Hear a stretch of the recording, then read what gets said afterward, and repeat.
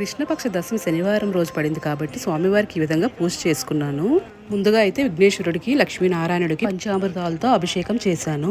స్వామివారికి 27 యాలకులతో మాల వేశాను. ఇది కామాక్షి దీపం, చెంగు చక్ర దీపాలు నా దగ్గర ఉన్నాయి కాబట్టి పెట్టాను. మీ దగ్గర ఏ విధమైన దీపాలు ఉన్నా మీరు పెట్టవచ్చు. వివిధ రకాల ప్రసాదాలు స్వామివారికి పెట్టాను. స్వామివారు అలంకార ప్రియుడు కాబట్టి పూలతో అలంకరించాను. తులసిమాల అంటే స్వామివారికి ప్రీతి. నేను చలివిడి దీపాలు అయితే 7 పెడుతున్నాను. ఇది చాలా మందికి తెలిసే ఉంటది. స్వామివారి ముందు తమలపాకులు పెట్టి గంధము, కుంకుమ బొట్టు పెట్టి అక్షింతాలు వేయాలి. వీటి మీదే మనం చలివిడి దీపాలు పెడతాము.